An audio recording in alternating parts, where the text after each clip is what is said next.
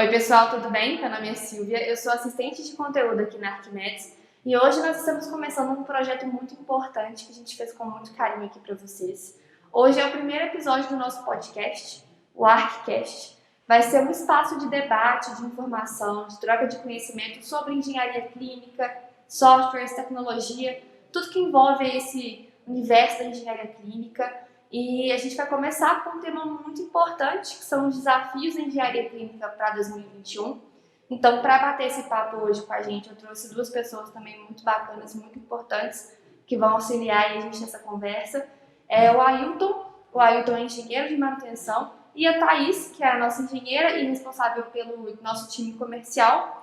Eles vieram trocar uma ideia aqui com a gente. Então, pessoal, sejam muito bem-vindos. Muito obrigada aí pela participação de vocês. E eu queria que vocês contassem um pouquinho pra gente o que vocês são, o que vocês fazem aqui na Arquimedes. Legal. Primeiro, muito obrigada pelo convite. Muito importante estar aqui no nosso primeiro episódio, né, sobre o ArcCast. E até contando um pouco, né, hoje eu tenho formação em engenharia elétrica, né, sou engenheira eletricista. Atuo aqui na Arquimedes já vão fazer 5 anos, então entrei quando a empresa ainda estava começando o projeto de estruturação, né, com os primeiros serviços aí para poder disponibilizar para o pessoal. Tive experiência tanto na área, entrei como estagiário e hoje, com o passar desses 5 anos, já estou assumindo aí um pouco mais as responsabilidades junto ao time comercial. E claro, né, a gente vem acompanhando muita evolução durante todo o período, não só no ramo da engenharia clínica em si, mas no mundo como um todo. E tivemos um grande desafio ano passado que acho que vai ser muito bom poder discutir aí com a Silvia e com a Ailton também, né, Ailton? Opa, isso aí. Obrigado primeiramente pela oportunidade. Eu acho que esse espaço ele é válido, assim como as experiências que a gente teve ano passado de conexão com outras áreas, outras pessoas de outras modalidades. Eu acho que isso não pode parar. Então, parabéns mesmo pela iniciativa, é bem legal. E além disso, até para contextualizar, né? Eu tenho 9 anos de experiência no segmento hospitalar, já trabalhei em engenharia clínica, estava atuando em engenharia clínica durante o início da pandemia, já trabalhei em empresas de representação também e hoje eu estou aqui no time da Arquimedes, na parte de manutenção, junto com os equipamentos na área educacional. Então, eu acho que é o momento mais apropriado para a gente discutir isso daí, eu acho que vai ser bem interessante o nosso bate-papo. Muito obrigada, pessoal. A gente está muito bem acompanhado para poder iniciar esse debate. E, assim, né, desafios da engenharia clínica para 2021. Ano passado não foi um ano fácil, principalmente para a saúde, foi um ano muito conturbado. A pandemia veio aí para virar de cabeça para baixo, tudo que a gente sabia, né? E eu acho que, pela experiência que eu estou tendo, né, de estar vendo assim, tudo que está acontecendo, esse desenrolar dos acontecimentos, a engenharia clínica, apesar de ter enfrentado muitos desafios em 2020, foi um ano, vamos dizer assim, positivo do ponto de vista do reconhecimento do profissional e da atuação dele dentro dos hospitais. Então, assim, a tendência é que a engenharia clínica vire uma profissão cada vez mais valorizada e que a atuação do engenheiro clínico também seja cada vez mais reconhecida, né? Sim. Então, assim, eu queria perguntar para vocês, assim, só para abrir nosso debate mesmo, a gente viu algumas mudanças já que tiveram que ser tomadas de última hora em relação à gestão e à manutenção dos equipamentos hospitalares. A gente viu que isso é um assunto urgente. Então, assim, eu queria perguntar, o que vocês acham dessas mudanças que aconteceram na gestão e na manutenção? O que vocês acham que vai continuar aí, pós-pandemia, nessa continuação do combate ao Covid em 2021? O que vocês acham que vai permanecer?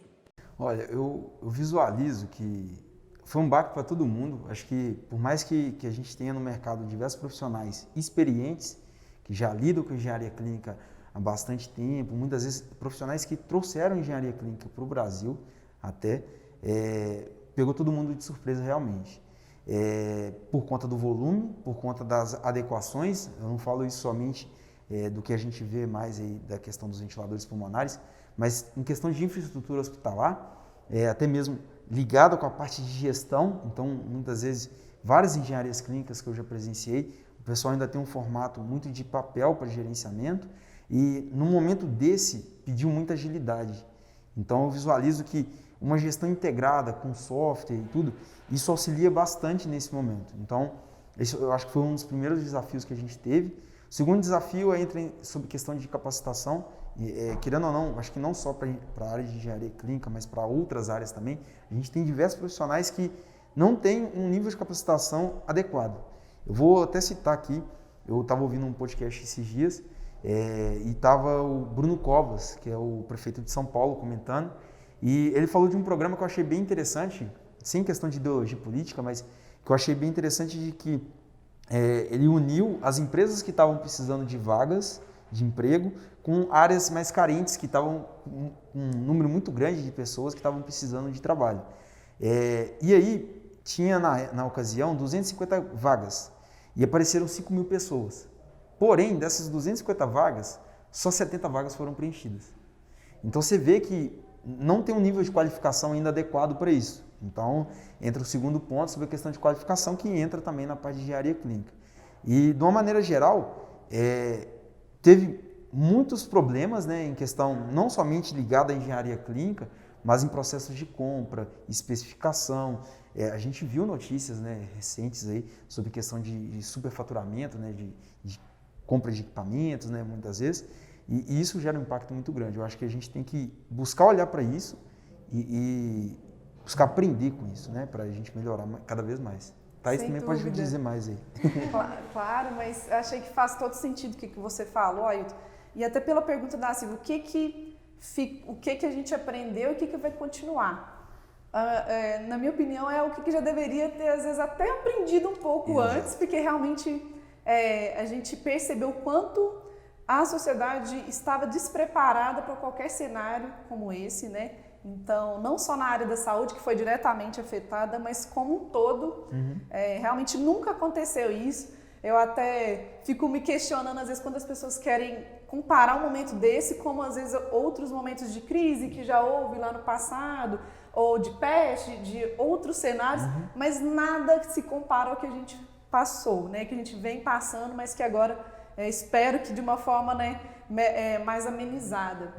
Que foi realmente tocar todas as pessoas, todos os processos, então todo mundo paralisou, todo mundo ficou dentro de casa. Então esse para mim foi um ponto que psicologicamente abalou muitas pessoas, e isso a gente às vezes tem que levar em conta também, porque a gente precisou pensar muito rápido, agir rápido, não sabia o que fazer, não tinha resposta, não tinha uma receita do que deveria ter sido feito, e para a engenharia clínica não foi diferente, muito pelo contrário.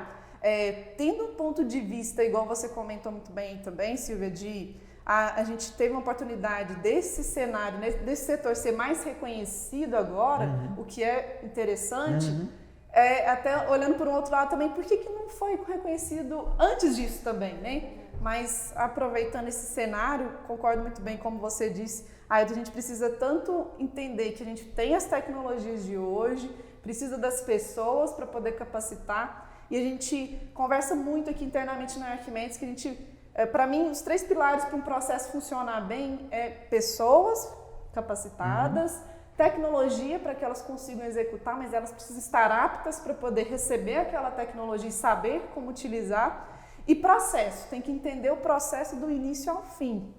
Então, às vezes, acaba tendo essa certa dificuldade, porque capacitar essas pessoas para poder trabalhar com um ambiente como esse, antes a gente tinha, não sei se é a mesma sensação que vocês têm, mas, ou tiveram alguma experiência, durante a pandemia a gente se adequou tanto a passar um álcool em gel, né? Acredito que no ambiente hospitalar também ficou mais, eu diria, mais rigoroso em relação aos processos, a separação de pessoas em leitos, a readequação de novos leitos, que se não fosse uma situação trágica como essa, talvez a gente não teria se atentado em como superar. Então, eu penso que muito do que foi aprendido precisa continuar. A gente teve ontem, né, colocou na data de hoje, a notícia de que a gente já vai começar o processo de vacinação. Então, é um primeiro alerta, né, de que a gente pode ter esperança de que o processo está vindo mais positivo. Mas, ao mesmo lado, a gente precisa estar atento que algumas rotinas vão precisar manter.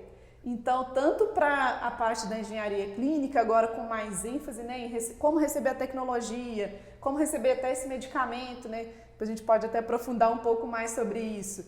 E como o pessoal foi se adequando a trabalhar com ventiladores pulmonares, que é um equipamento bem complexo de ser trabalhado. Hoje, geralmente, a área da fisioterapia intensiva está mais direto, mas talvez não tenham tantas pessoas capacitadas para trabalhar ali com ventilador. Então, trazer um pouco mais essas questões também. Sim, e só complementando um pouco sobre essa questão, você vê que isso daí serviu para dar um alerta, uma luz vermelha, bem brilhante, que ainda falta muita coisa para melhorar. Por exemplo, teve casos de engenharia clínica aqui no Brasil que a engenharia clínica inteira ficou contaminada de Covid. Aí você pensa assim, se essa engenharia clínica trabalha num hospital geral que é acostumado a receber casos, por exemplo, com tuberculose, dentre outras patologias que são de contaminação de via aérea, tem-se, ou deveria ter, uma certa preocupação sobre a manipulação desses equipamentos, acesso em determinadas áreas e tudo. Porque, querendo ou não, tudo que a gente replicou nesse momento de pandemia foi meio que o que a gente já tinha. Então, vamos falar assim, questão de fisiologia, de tratamento clínico, né? O pessoal da fisioterapia, intensivista no caso, já conheciam por outras patologias que você utilizando ali a posição prona, colocar o paciente ali naquela posição por determinado tempo, isso aumenta a capacidade de oxigenação daquele paciente. Então já se conhecia isso. E isso não foi novo, mas foi utilizado durante a Covid. Então, você pensa assim, se essa engenharia clínica, né, voltando lá, contaminou inteira por conta desse problema, cara, já tinha uma falha bem de antes e a Covid só veio escancarar isso. E isso pode ser realidade de diversas outras unidades, né? Quantas pessoas que têm algum problema relacionado com a saúde ocupacional, ou algo nesse sentido, que ao longo dos anos, né, passando ali, que a pessoa vai saber que estava relacionado com aquele período que ela trabalhou anteriormente. Então, eu acho assim, por um lado, foi bom, mas por outro lado, está sendo muito ruim. Foi bom nesse sentido, assim, da gente, obviamente, né, a gente ter uma visão, como é que eu posso dizer, mais crítica sobre a situação e buscar aprender realmente com aquilo, eu acho que isso vai ser valiosíssimo para a gente, né? Como questão de evolução da maneira geral. E acho que assim, ficou bem claro que a gente não precisa esperar o pior acontecer para poder estruturar esse setor que é extremamente importante em qualquer unidade de saúde, qualquer hospital. Exatamente. E ficou bem claro também, assim, questões básicas que a gente já deveria ter prestado mais atenção, por exemplo, os ventiladores pulmonares, oxigênio, gente, faltando aí nessa situação aí de Manaus, são insumos básicos que, independente de pandemia ou não, a gente já deveria ter pessoas capacitadas para poder atuar com esses equipamentos e ter esse controle mesmo, essa questão da gestão. Então, assim, como que vocês acham que vai ficar essa gestão daqui para frente, principalmente desses equipamentos aí que a gente viu que são essenciais, não só numa pandemia, mas no cenário geral, né? Sim. Eu entendo que, como eu disse, né, a gente tem duas fases, o antes e o pós-pandemia. Então, um aprendizado que as pessoas puderam experienciar na pele mesmo foi, igual você comentou, né, Ailton?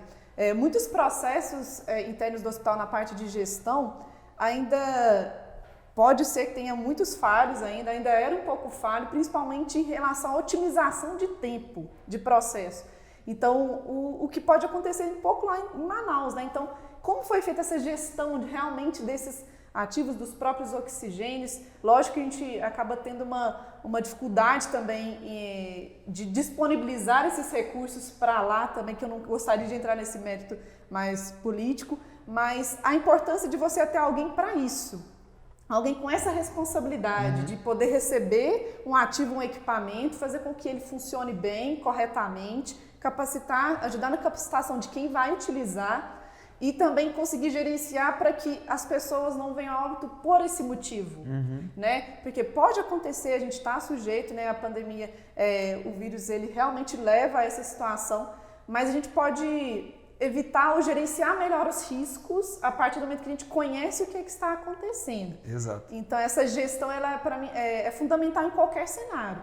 Seja dentro de uma instituição de saúde, seja dentro de uma instituição industrial. Então, um processo bem gerenciado, ele consegue ser controlável. Se você não tem aquela informação correta, então realmente você vai ter um risco muito maior de dar errado. Não, e sem contar nesse caso em específico, por exemplo, de Manaus, vou dar uma noção aqui, para muitas vezes alguém que está ouvindo a gente, ou vendo a gente, não conhece. Mas geralmente, na infraestrutura dessa parte de gases medicinais, você tem um cilindro maior, que é onde que geralmente o caminhão chega e coloca ali o oxigênio, então você tem um controle de nível de pressão daquele cilindro, a quantidade de oxigênio que tem ali, e aí você consegue monitorar. Então vamos dizer que aquele cilindro ali é o nosso plano A. Então é aquele dali que vai suprir toda aquela necessidade que a gente tem, seja para CTI, adulto, pediátrico, neonatal, ou bloco cirúrgico também que utiliza o oxigênio. E outras unidades para atendimento e tudo. Além disso, geralmente você tem o plano B, que são vários cilindros, onde o pessoal coloca numa área reservada, que ele fica ligado em paralelo com esse sistema. Então vamos dizer assim, acabou aqui, que é meu plano A, que em teoria não deveria acabar, eu tenho meu plano B, que são os meus cilindros, até dar tempo de chegar e fazer o abastecimento daquela unidade. Além disso, você tem pontos de monitoramento, ou deveria ter, em cada local desse, para verificar o quê? Nível de pressão, que é uma unidade que a gente utiliza ali para verificar se tem ou não gás ali na linha. Então, tem um sistema de alarme que fica junto com o cilindro, junto com esse sistema, e além disso, geralmente no CTIs, você tem lá indicando o nível de pressão de cada uma das unidades. Então, na hora que eu particularmente, na hora que eu vi uma notícia dessa, eu assustei, que eu falei assim, é algo que não pode acabar no hospital. Então aí você entra em outros fatores. Vamos supor que essa unidade tem essa infraestrutura, com esse nível de monitoramento, aí vem a pergunta, por que faltou? Porque eu já trabalhei em hospital, geralmente os hospitais eles montam, eu não sei se isso é algo de uma normativa, mas todos os hospitais que eu trabalhei tinham um plano de contingência. Contingência de falta elétrica, contingência de falta de água, contingência de falta de gases medicinais. Então, o que significa isso na prática? Eu tenho um plano de ação para uma falta de energia elétrica. Faltou energia elétrica. Vai entrar um gerador, o gerador não entrou, tem um banco de bateria com no break, então vai segurar ali. Se não entrar isso, se não entrar isso, você já tomou diversas ações antes de chegar nesse ponto. Sim. Entra a mesma coisa na questão dos gases medicinais. Então, gera uma certa dúvida nesse sentido de como que está essa infraestrutura. Então, será que já estava totalmente falha, que aí aconteceu isso, escancarou isso a nível mundial, acredito eu, porque eu acho que não chega a nível nacional. Acho que o mundo inteiro visualizou isso nesse sentido. E Manaus, se for olhar, é um polo industrial brasileiro. Então, acredita-se que a infraestrutura de lá, eu não conheço, não tem como falar com propriedade, mas acredita-se que a infraestrutura lá seja... tem assim, um certo recurso para isso, né? Então, gera algumas dúvidas nesse sentido aí. Mas a gente sabe que tem diversas regiões no país que ainda não tem uma infraestrutura. Eu, por exemplo, final de novembro do ano passado, eu tive a oportunidade de ir lá em São Luís, no Maranhão, para dar aula para a turma de engenharia clínica lá. E eu, conversando com os alunos, né, que alguns deles estão no mercado, eles comentaram sobre a questão de infraestrutura que durante a pandemia foram, acho que 3 ou 4 empresas para a região, porque não tinha mão de obra.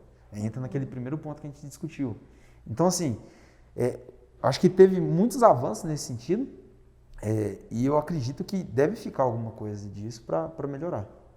Sim, eu espero, de fato, que fique, né? A gente espera. Sim. Porque, como você disse, né?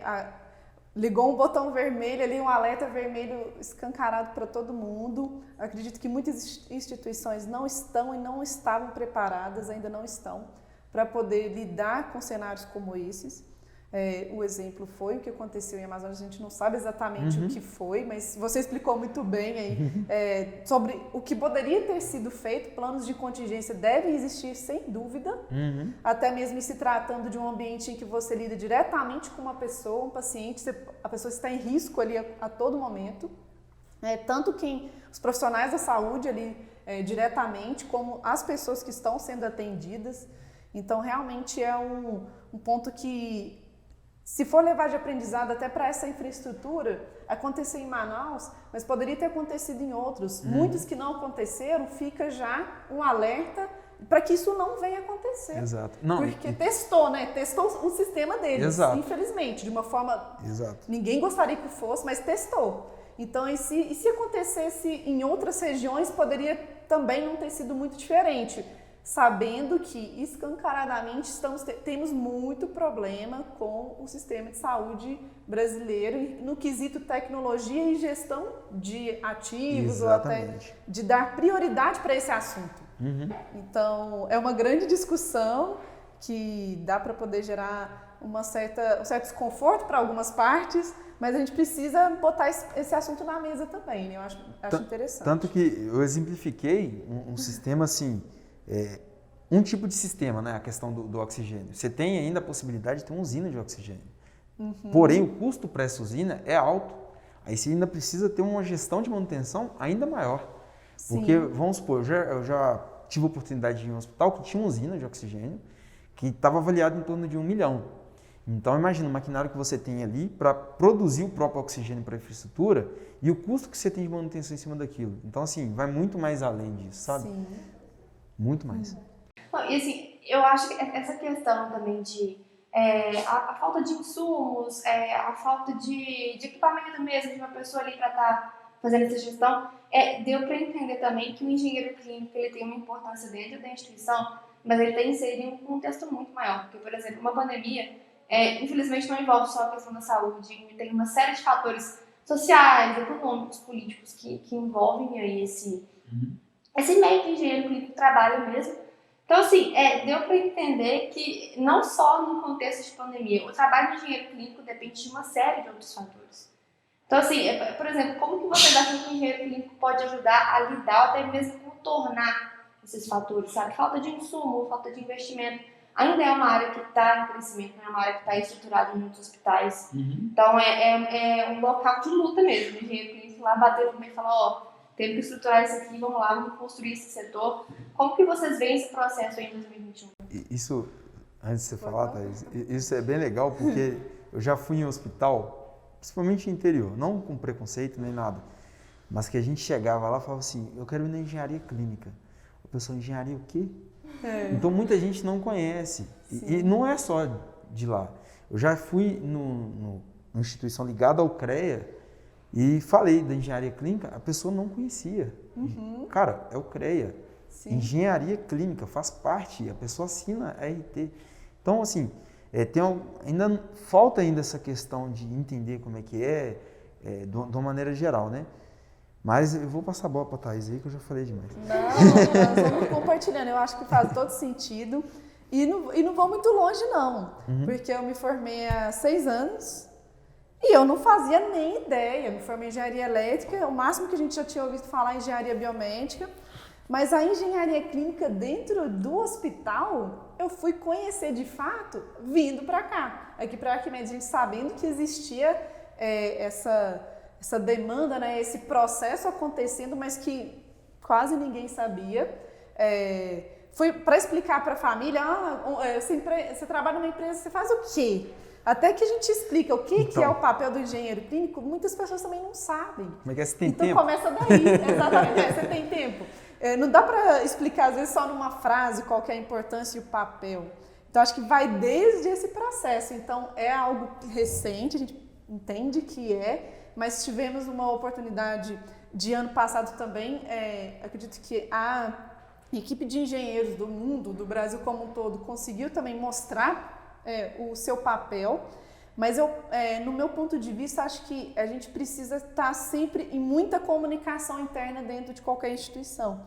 E falando da área da saúde, um ponto que eu vejo que é fundamental é dar a credibilidade interna e comunicação entre as pessoas que estão envolvidas no setor. Que isso vai desde a alta gestão, reconhecer que há a importância daquele setor, não só financeiramente, porque pensando como empreendedores, já que a gente precisa saber que o dinheiro ele vem de algum lugar, mas ele também sai, seja do setor público ou seja do privado. Mas precisa manter o processo funcionando plenamente. E para isso tem que ter as tecnologias, que elas estão em investimento, e tem também os gastos e o que acontece com o processo interno. Então, se você não conseguir estar uma direção do hospital, não conseguir estar próximo desses números com muita facilidade, dificulta muito mais o processo. Então, eu penso que o primeiro passo é reconhecer que existe, a comunicação interna mesmo,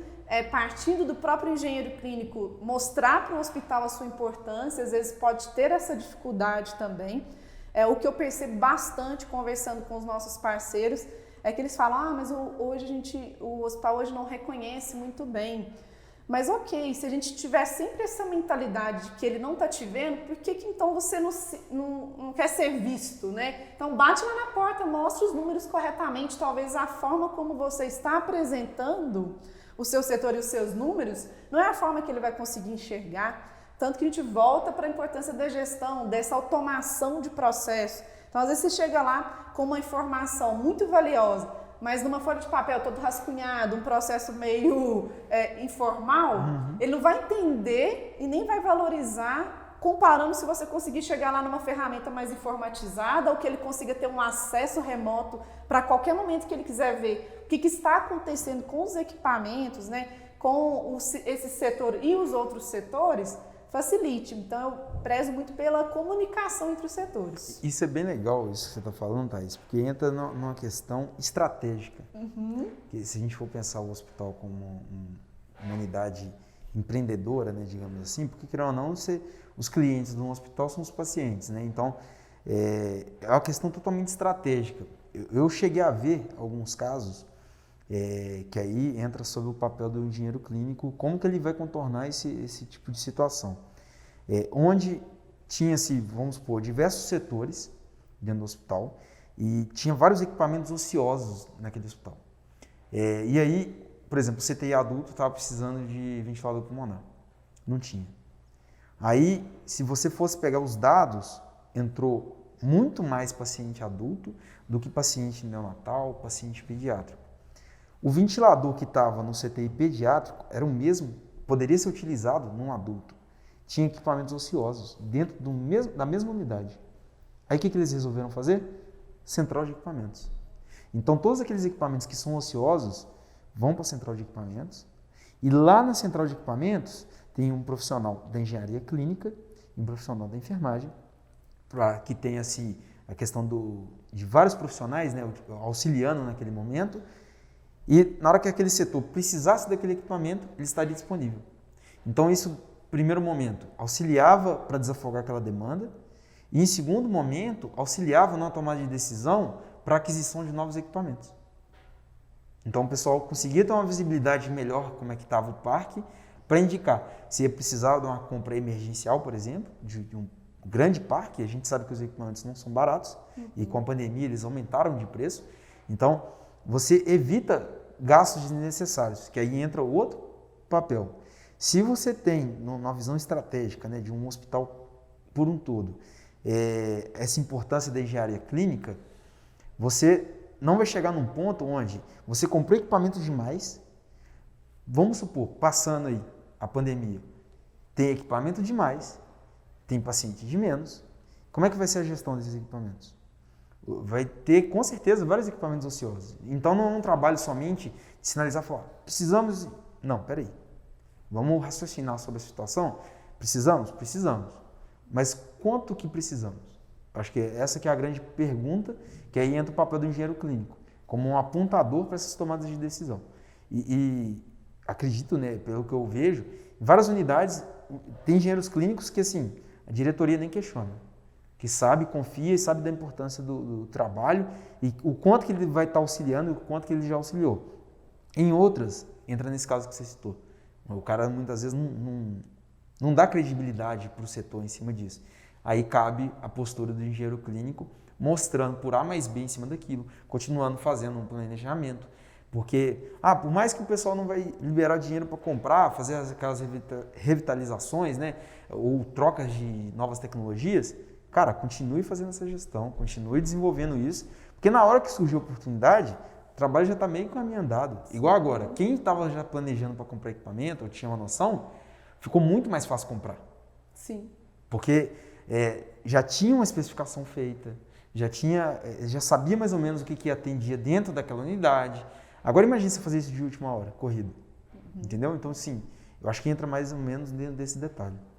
E até só complementando um pouco o que você comentou, Ailton, sobre isso mesmo. As pessoas, os setores, eles precisaram ter uma comunicação muito rápida entre eles, porque a pessoa que avalia a tecnologia é diferente da que compra, que é diferente da que recebe e diferente da que usa. Exatamente. Então, como que nós vamos fazer uma comunicação entre todos para que realmente a gente esteja comprando a tecnologia correta e usando da melhor forma? E não vire um telefone sem fio, né?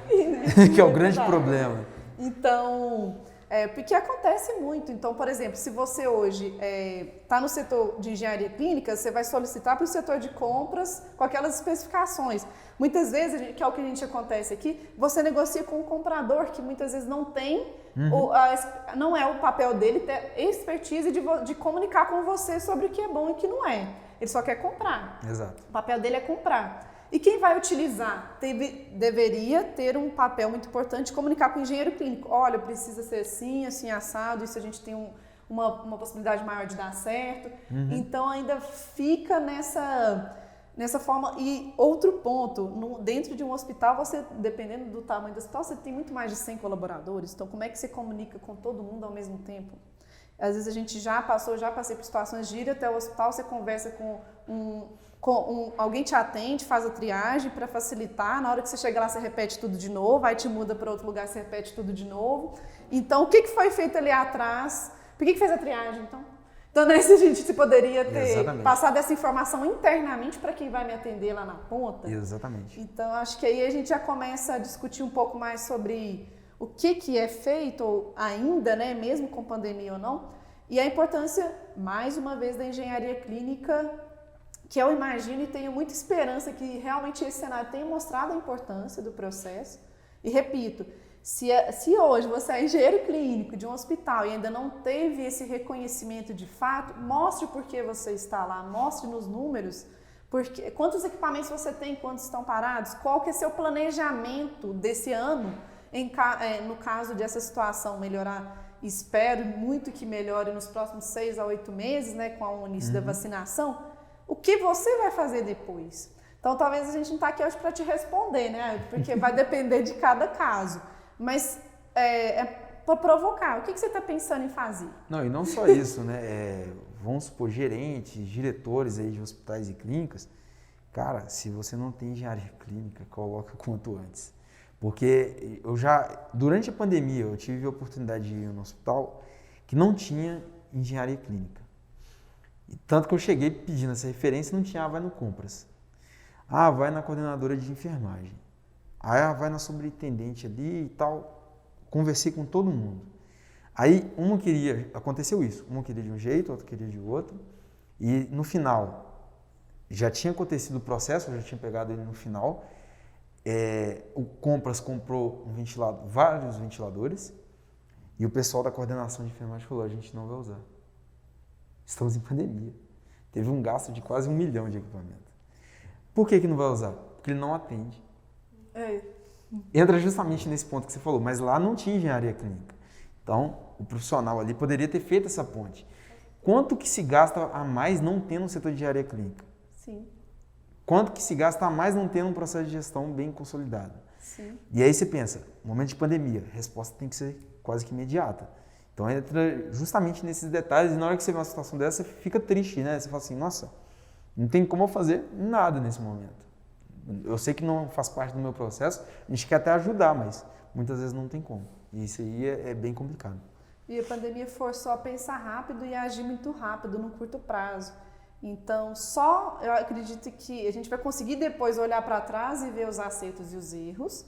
Mas no momento, qual que foi a primeira ação perceptível de todo mundo? Ventilador pulmonar. Tanto que muitas indústrias automotivas, inclusive a Fiat, né, foi até um projeto que a gente auxiliou nesse primeiro momento, de capacitar os seus técnicos que estavam temporariamente, né, sem atividade fim deles, para consertar os ventiladores. Da mesma forma, muitas empresas surgiram a partir da oportunidade de fabricar ventiladores. E agora? E como que vai ser, igual você levantou aí agora, né, Ailton, com essa quantidade de equipamentos, essa quantidade de ventiladores após esse processo? Tem a resposta de que muitos não tinham, então agora vão ter, excelente, né, uma tecnologia até mais atualizada, nova, uma segurança maior para o paciente. Mas e aqueles que vão ter além, vão ter demais? Vai ficar sucateado? O que vai ser feito, né? Exato. Então, é preciso pensar sobre isso. E não só, e a direção, obviamente, tem todo um papel para poder pensar sobre isso, a alta direção, como os engenheiros clínicos, o seu plano de ação. Como vamos fazer com essa tecnologia? Vai ficar inutilizada? Nós vamos realocar para outros locais? Enfim, é um grande desafio daqui para frente também, no pós. Não, e tem um detalhe, só para a gente fechar essa primeira pergunta, né, que estendeu aí quase um livro, que é a questão assim, o pessoal fala muito de ventilador pulmonar, mas, por exemplo, se for pegar um paciente COVID, num leito hoje, ele utiliza em torno de 6 a 8 bombas de infusão. Então, será que é somente o ventilador pulmonar que é primordial? Sim. Será que tem cama para aqueles pacientes? Será que tem outros insumos ali necessários?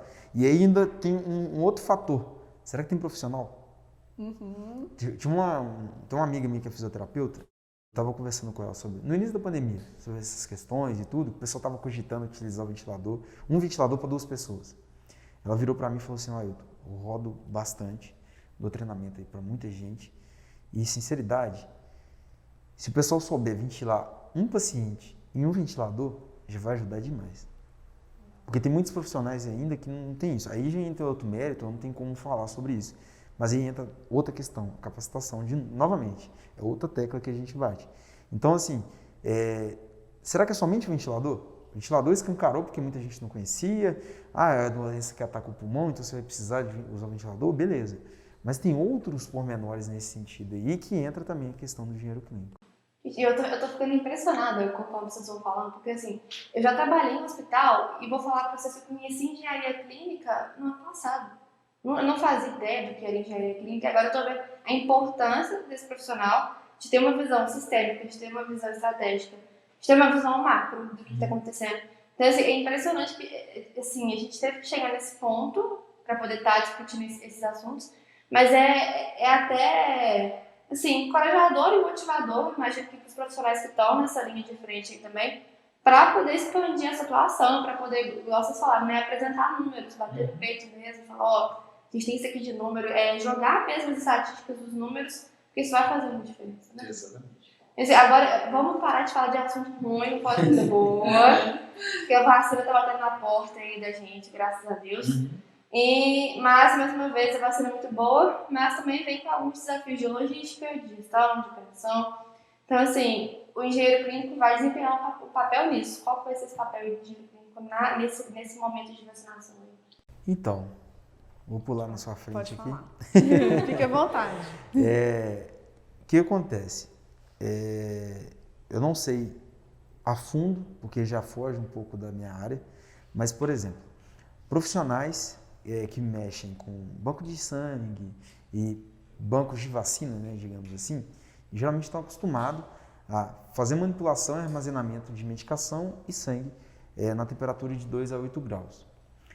Se a gente for observar, de uma maneira geral, algumas dessas vacinas, ou a grande maioria, elas respeitam dentro desse limite. Se a gente tem infraestrutura? Tem. Porém, ainda precisa se melhorar a questão da logística de transporte, porque, querendo ou não, se você coloca ali que precisa manter dentro daquele range de temperatura, ela não pode ter picos de oscilação. Então, muitas vezes você precisaria de um sistema de monitoramento em tempo real para verificar se vai ter alguma oscilação, como ter sistema de alarme e outras coisas. Porque senão, no momento que for utilizar aquela vacina mais para frente, pode ser que ela perca a efetividade dela por conta disso. Aí a gente entra em outro ponto. Tem algumas outras vacinas que precisam de ser armazenadas em menos 70. Então, não são todos os locais que eu conheço. Então, o pessoal pode até mandar aí alguns comentários ou alguma coisa nesse sentido, que é interessante esse debate, mas que tenham infraestrutura para o transporte e para o armazenamento em menos 70. Tem alguns que tem, que geralmente são centros de pesquisa, esse tipo de coisa, beleza. Mas, de uma maneira geral, não se tem ainda essa infraestrutura. Então, precisa se ter essa adequação, porque senão é um investimento que vai ser feito alto e em larga escala, e se não tiver esse cuidado, é tendencioso a perder bastante coisa. Então, se a gente for pensar assim, vamos lá, voltando, o engenheiro clínico nesse momento, olhando qual que é a melhor tecnologia, como é que vai ser a infraestrutura dele, linkado com o pessoal de logística em cima disso. Então, assim, tem um papel, no meu ponto de vista, muito importante em cima disso. E a gestão completa disso também, e volta novamente a questão de gestão, ela, assim, é muito importante. Por quê? O equipamento que você está utilizando ali para verificar se aquele freezer está realmente naquela temperatura, será que ele está calibrado? Geralmente o pessoal coloca um termômetro do lado de fora para monitorar. E de tempos em tempos, aquelas câmeras também tem que passar por qualificação térmica. Então o pessoal coloca lá instrumento calibrado, padrão RBC, para verificar como é que está e certificar que aquele equipamento está dentro das conformidades. Porque não adianta nada eu ter um equipamento e se eu não gerencia a manutenção dele, cara, perdeu tudo. Entendeu? Não adiantou de nada. Então tem que ter até mesmo para a rastreabilidade daquele processo ali. Sem dúvida. E entendo, né, mais uma vez, a responsabilidade do engenheiro, como você mesmo até comentou aí, Ailton, como que eu vou receber, um dos papéis deles é como eu vou receber a tecnologia. Uhum. Então, seja estar preparado com as câmaras frias, ou que seja as geladeiras locais propícios para recebimento e mantenimento, né, para manter as vacinas funcionando plenamente. Então, acho que nada mais justo, igual você mesmo disse, vamos pelo menos dar uma conferida, calibrar todos os processos, verificar se a calibração está em dia, qualificação térmica mais ainda, para a gente conseguir realmente fazer com que tudo isso consiga, aconteça mais rapidamente, sem nenhuma perda, sem nenhum processo, porque também acontecer de não só perder um lote, mas ou às vezes nem viu que perdeu, e poder aplicar uma vacina que já não tem eficácia, eficiência, não vai adiantar. Exato. Então, acho extremamente importante também. Então, gente, aí tomara que essa vacina chegue logo aí, é mais um desafio, mas sim, acho que os nossos profissionais estão preparados para lidar com isso, né? Thaís, aproveitando uma coisa que você falou, para a gente encerrar também aqui o nosso debate, você falou de tecnologias, como que a gente vai receber isso, e a gente está reparando que tem surgido muitas tecnologias, muitas ferramentas que podem ajudar o engenheiro clínico na atuação dele. Então, eu queria ver com vocês para 2021, quais são as ferramentas, as tecnologias que vocês acham que o engenheiro clínico vai usar, que vão despontar aí nessa atuação? Eu queria começar só porque, com licença, aí eu vou última pergunta, mas é sempre voltando àquela mesma tecla, mas é aquela coisa assim, o óbvio tem que ser dito. Mas se você, primeira coisa, principal tecnologia fundamental, você ter pelo menos onde ver, onde visualizar como é que está seu cenário, fazer sua gestão, seja numa própria planilha ali, ou seja num sistema mais automatizado. Isso é o mínimo que hoje eu vejo como essencial. E a pandemia provou isso mais do que tudo. Então, procure pelo menos uma ferramenta ou ferramentas que te mostrem os números. Para quê? Para que a partir deles você tome a sua decisão de quais outras tecnologias você vai precisar. E aí, essas outras tecnologias, o Ailton pode comentar um pouco mais aí pra gente, que já esteve lá em campo, mas do meu ponto de vista, fundamental é ter uma forma de fazer essa gestão. Sim, a gente pode pensar em diversos âmbitos, né? Porque o hospital, de uma maneira geral, ele como que eu posso dizer? É um organismo complexo, melhor dizendo. Porque ele tem diversas áreas, né? Se envolve a parte predial. Então, por exemplo, muita gente falou bastante, né? Muita gente não conhecia, mas muita gente começou a comentar sobre isso, sobre sala de pressão negativa. A importância da sala de pressão negativa, né? O controle que você tem que ter ali, a relação dos filtros, o sistema de exaustão, quando que o filtro satura, por conta de diferencial de pressão que está tendo ali, e aí indica que está tendo barreira, então o filtro está saturado, precisa trocar. Então, assim, a gente veio falando de algumas coisas que estão mais na mídia, né? Por exemplo, ventilador pulmonar, entre outros. Mas o hospital, de uma maneira geral, ele tem diversos outros pontos, né? Que precisam ter uma certa atenção. E tem outras tecnologias chegando aí que podem auxiliar. A gente vê muito aí as tecnologias vestíveis, né? Wearables, que tem aí, que isso pode estar auxiliando nesse momento. Eu penso num contexto assim, imagine uma pessoa que foi diagnosticada com Covid, porém a oxigenação dela não baixou, a saturação dela está ok. Ela vai para casa.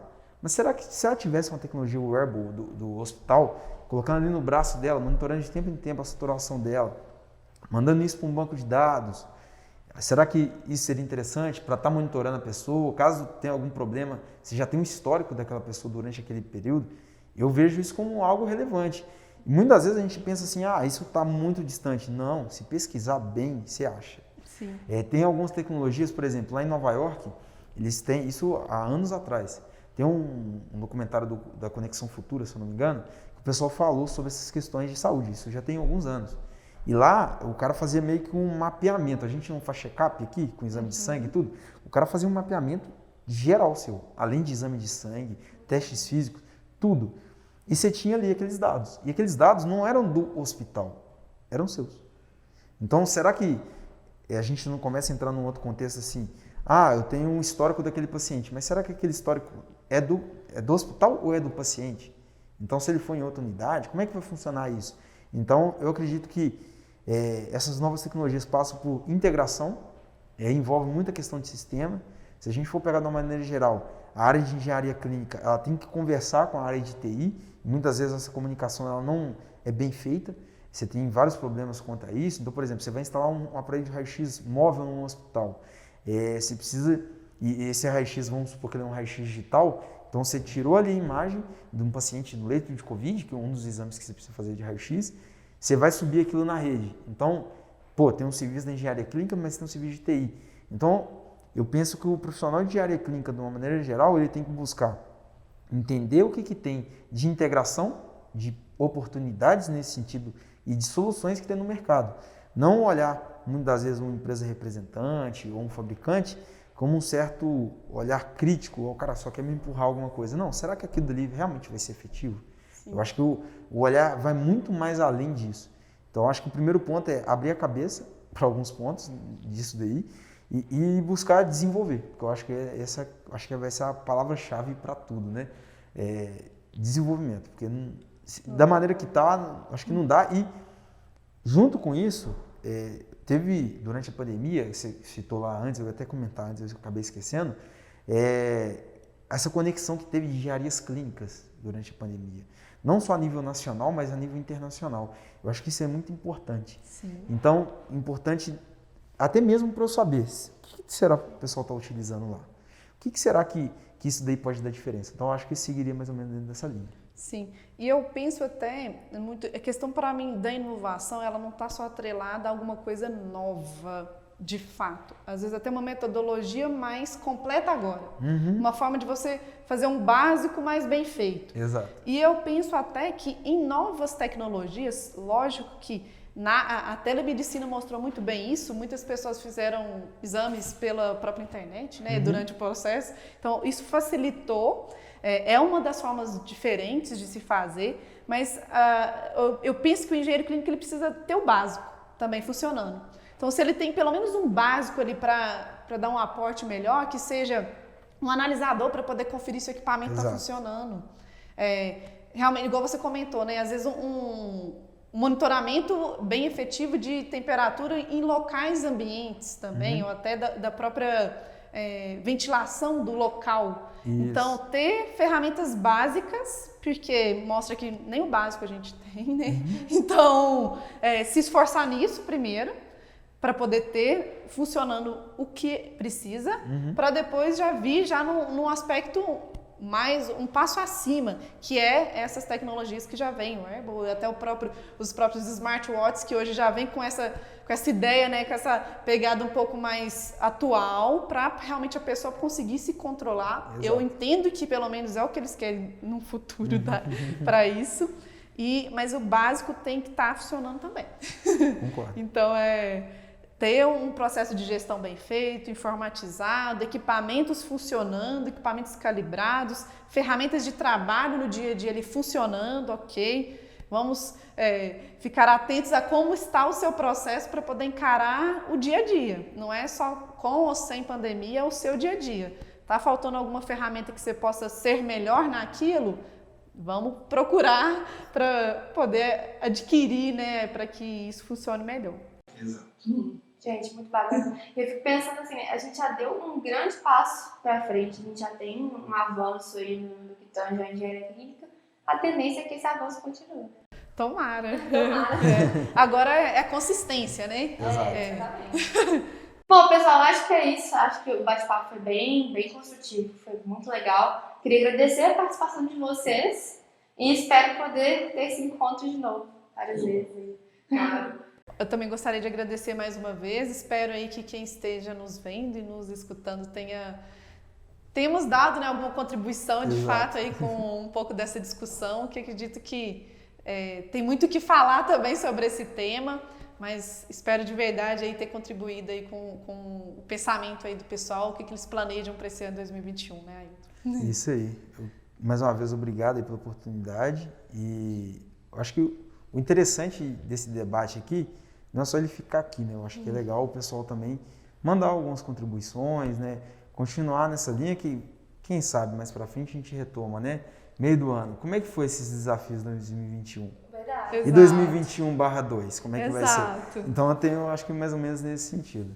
E todos os anos, né? Tem os desafios de cada ano, e sempre vai Exatamente. existir. Show Muito de bola. bacana. Verdade. Obrigado. Então é isso, gente. Pessoal de casa aí, compartilhem o podcast, compartilhem nosso ArcCast com o pessoal aí, seus amigos engenheiros clínicos. Quem tiver no YouTube, dá um like, deixe seu comentário. Quem tiver no Spotify, no Deezer, compartilhem aí com os amigos.